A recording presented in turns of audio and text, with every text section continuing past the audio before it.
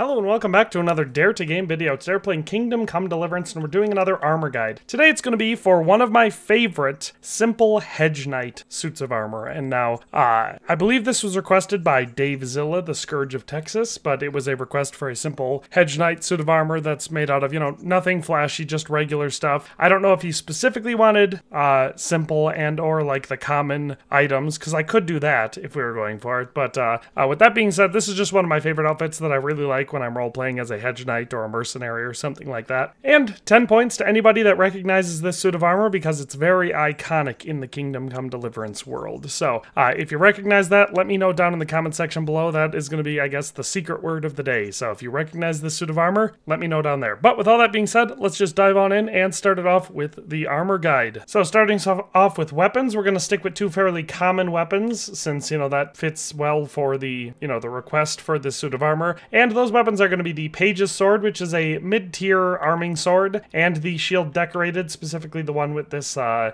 guess, rope on the back of it. That's kind of what it looks like to me, a rope with tassels on either end. I like that shield. It's one of the more unique-looking heraldic shields that you can use in the game, and so I just like utilizing it whenever I can. And then, of course, the Page's Sword, like I said, is a good mid-tier sword. It does 48 stab damage, 48 slash damage, has 5 blunt damage, defense of 69, which is, of course, nice, charisma of 12, durability of 56. It's a, like I said, very mid-tier. It's not any of the top 5 best arming swords in the game, but it certainly is not the worst. And I've used it a lot just because appearance-wise, it really looks exactly like what you'd expect an average man-at-arms that's using a sword to be. So that's our weapons for this. No bows, no daggers or anything else. So pretty simple, just a sword and a shield. For armor, starting off with the first layer, which is clothing, we have the Dark Saxon Gambeson, the Golden Spurs, the Loose Hose, the Necklace, the Pilgrim Shoes, and the Signet Ring. Now, the important items on this are, of course, the Pilgrim Shoes, the Hose, and the Dark Saxon Gambeson, because they're the ones that you see and are important for this suit of armor. The Golden Spurs, Necklace, and Signet Ring,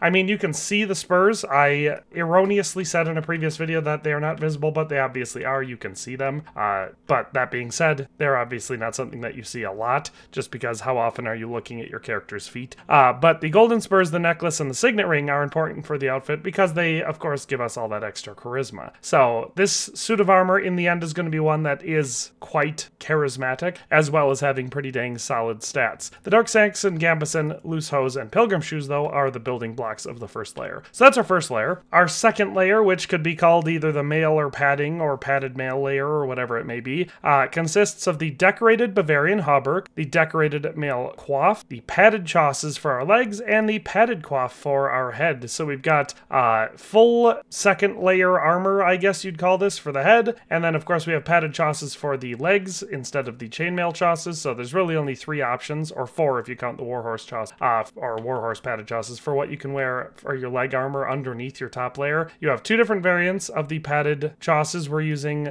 this one that you can see here that has a charisma of 9, and then we have for our torso covering, the decorated Bavarian hauberk, which is another one of the better options as far as male hauberks in this game go. So overall, pretty dang good. You can see that we've moved our noise up. Unfortunately, it's still nice and low. That's not very high at all. But considering we have a bunch of mail on, it was going to go up. Our charisma, however, you can see that we're at 20 already. So, like I said, a very charismatic suit of armor, and definitely pretty good stat-wise. You can see we're already getting our stats up to a point where this is a usable suit of armor. But of course, it's going to get much better because we're about to put the top layer on. And our top layer consists of the following items. We have the Dark Plate Armor Jacket, which you can see these stats for here. This one is sort of a brownish looking coat of plates. We have the Bassinet with Bretache. That's this helmet that we have on here. It's an open-faced bassinet with a fully enclosed mail gorget that kind of hangs down the bottom and connects everything. So it's an excellent helmet for immersion because this would be a relatively affordable helmet that provides pretty excellent protection, but still excellent ventilation and breathing. Now, you wouldn't want to get shot in the face with an narrow with this helmet because you have a lot of open space there. But just for the average man-at-arms, this, or Hedge Knight, this would be an exceptionally high quality and protective helmet that you could easily afford. So I love using this one for my Hedge Knight or mercenary type builds.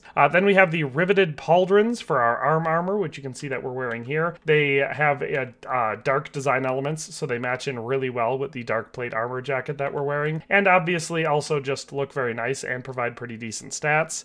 Then we have the riveted decorated chausses that we have. Again, we're sticking with that dark tone, so we've got a dark brownish green accent color for our leg armor here, and I think that all just ties together rather well. Then the Augsburg gauntlets are a fairly high tier option for hand armor. They're plated, so they definitely provide more protection than like a leather glove or anything like that would.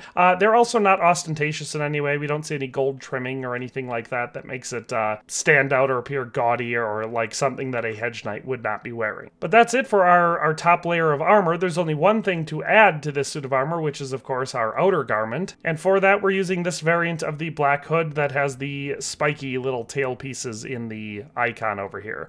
So you can see, like I said, overall, very, very good suit of armor. I think it looks excellent. It should be recognizable, like I said, to anyone with much experience in Kingdom Come Deliverance at all. You should recognize the suit of armor. And like I said, if you do, make that your comment down in the bottom. You can either say, I recognize the outfit, or you can say who it is, or what it is, or whatever. I don't want to give away too many clues, because I want to see the true Kingdom Come Deliverance fans down there. But with all that being said, stats on this one are pretty great for what it is. We have a total weight of 88.9 pounds, so definitely not what you'd consider to be light armor, obviously because you won't get the light armor perk with this, but also just because, you know, we're almost at 90 pounds, so it is getting heavy. It's not nearly as heavy as it could be. I've seen much, much heavier suits of armor than this, so fairly good as far as total encumbrance is going to be there, but, you know, 88.9 pounds is not crazy light. So there's that. The value for this one is only 10,336.6 groschen, which is very mid-tier. I typically consider over 20,000 to be your most expensive ostentatious suits of armor that you can actually get in the game. So that's your lords and your very wealthy knights. I think if you're right at that 10,000 mark, right around there, you're definitely way, way more well-suited and like kitted out than the average man-at-arms or city guard or town watchman or something like that. But you're nowhere near like a landed knight or a lord's or a member of a lord's retinue. So I think for the Hedge Knight, someone who, you know, they make their money maybe in tournaments or a short-term service to someone who hires them out for cash for a specific amount of time or a bodyguard or something like that, then this makes sense because the average Hedge Knight had all of their money, pretty much at least,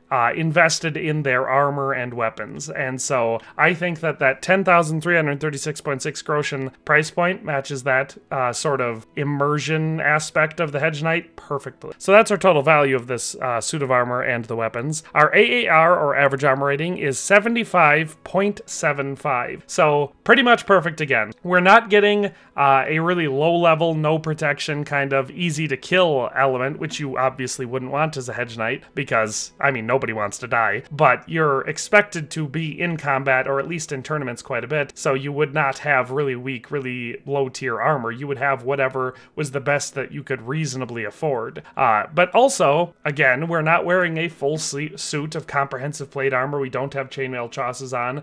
We don't have a high tier enclosed bassinet for a helmet or something like that. So we're losing protection in those elements there. So I think 75.75 is a really good AAR for that Hedge Knight style playthrough if you want to play as someone who maybe is an expert at combat but has not achieved any high level of wealth or grandeur or anything like that, so doesn't have a crazy over-the-top suit of armor. I think that just fits that perfectly. Like I said, our other stats across from our combat-related stats, we have a noise of 57. That's not bad for a full suit of armor. It's pretty good, actually. Visibility and conspicuousness of 37 and 42. Conspicuousness, I'd like to see that down below 40, ideally for a build like this, but still, neither one of those is too ridiculously high, so I consider those both to be pretty good for a full suit of armor like this. And of course, like I said, charisma of 20 that's the max that we can go for. So really great suit of armor. Love the way it looks. It provides exactly the right amount of protection, in my opinion. Not too much, not too little, and just the look of it is super iconic. So if you recognize this one, again, tell me down in the comment section below. Otherwise, that's all for today. I think this one turned out pretty dang good, and I hope that this meets the request that I am attempting to fulfill here. If it doesn't, you know, tell me again in the comment section, and I'll attempt it again. I'm really only playing Kingdom Come Deliverance these days as far as games go, so I would not mind making another video because it's what I'm doing. With all that being said, thanks a ton for watching, especially if you made it all the way to the end, and we'll see you next time. Thanks for watching another Dare to Game video. If you liked this video, please leave a like and a comment. If you haven't already, be sure to subscribe to the channel. If you like my content and would like to support this channel, consider becoming a member today for as little as $1.99 a month. It makes a huge difference. But in any case, thanks for watching and have a nice day. I'll see you next time.